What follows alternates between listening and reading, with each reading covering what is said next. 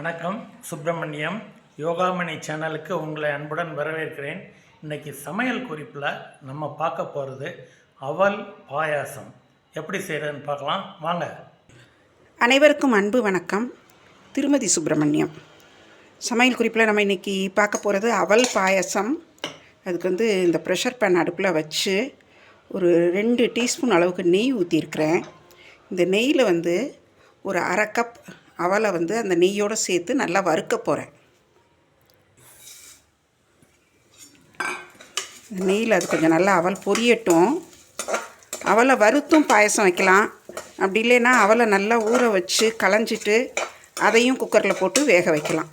நான் இப்போ இதை வறுத்துட்டு அப்படியே இதில் கொஞ்சம் நல்லா தண்ணி ஒரு 2 கப் தண்ணி சேர்த்து குக்கரை மூடி விசில் போட்டு வேக வைக்க போகிறேன்.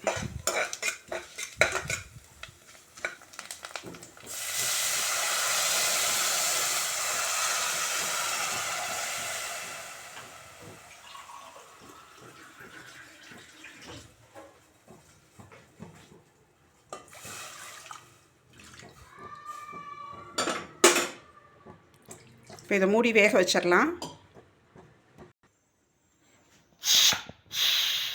ப்ரெஷர் நல்லா ரிலீஸ் ஆகிடுச்சு. வெந்திருக்குதான்னு பார்ப்போம். நான் ஒரு 4 விசில் வர வச்சேன். பாருங்கள், நான் நல்லா நெய்யெல்லாம் மிதந்து அந்த அவல் நல்லா வெந்திருக்குது. இப்போ நம்ம என்ன பண்ணலான்னா திரும்ப அடுப்பை பற்ற வச்சுட்டு கொஞ்சம் பால் ஊற்றுவோம். இப்போது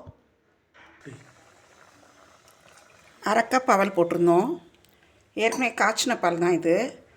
இப்போது 2 கப் பால் ஊற்றுறேன். இது அவல் பால் பாயாசம். நான் இன்றைக்கி சுகர் போட்டு தான் வைக்க போகிறேன்.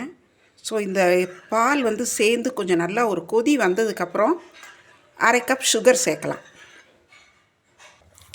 அரை கப் சுகர் எடுத்து வச்சுருக்கிறேன். அவலும் சுகரும் ஈக்குவலாக இருந்தாலே போதும், கூட ஜாஸ்தி தேவைப்படாது. பால் வேறு ஊற்றிருக்கோம் இல்லையா, அதனால் இவ்வளோ போதும். இது நல்லா கிளறி விட்டு அந்த சுகர் கரையிற வரைக்கும் ஒரு கொதி வரட்டும். நல்லா கொதிச்சுட்டு இருக்கிறப்போ கொஞ்சம் ஒரு 1/4 டீஸ்பூன் ஏலக்காய் தூள் சேர்க்குறேன். நல்லா கொதித்ததுக்கப்புறம் நம்ம இறக்கி வச்சு முந்திரி பாதாம்லாம் வறுத்து போடலாம். அடுப்பில் ஒரு பேன் வச்சு 1 டீஸ்பூன் அளவு நெய் ஊற்றிருக்கிறேன். இந்த நெய் கொஞ்சம் உருகட்டும். உருகினதும் முதல்ல கிஸ்மிஸ் பழம் போடலாம்.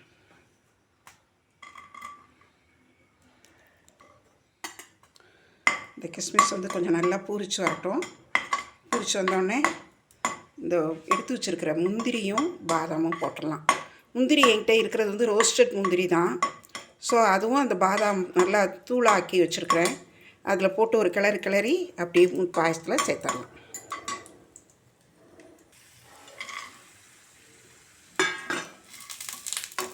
பாயசத்தில் இப்போ சேர்த்துடலாம். இதை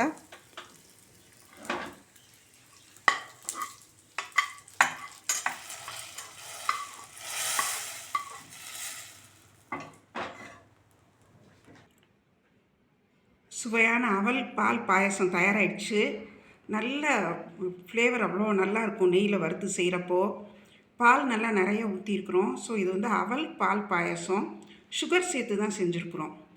நீங்கள் வெல்லம் சேர்க்கணுன்னாலும் சேர்க்கலாம். வெல்லம் கொஞ்சம் தண்ணியில் கொதிக்கிற தண்ணியில் கலந்து வடிகட்டி அப்புறம் சேர்க்கணும். அந்த மாதிரி சேர்த்தா நல்லாயிருக்கும். இல்லைன்னா சில சமயம் டைரெக்டாக போடுறப்போ தெரிஞ்சுறதுக்கு சான்சஸ் இருக்குது. அதனால் பார்த்து செய்யுங்க. இந்த குறிப்பு ரொம்ப சுலபந்தான். 1 பாட் குக்கிங் மாதிரி பண்ணிடலாம். செய்து பாருங்கள், எப்படி இருந்துச்சுன்னு சொல்லுங்கள். இந்த வீடியோவை லைக் பண்ணுங்கள், ஷேர் பண்ணுங்கள். எங்கள் யோகாமணி சேனலுக்கு சப்ஸ்கிரைப் பண்ணுங்கள். நன்றி, வணக்கம்.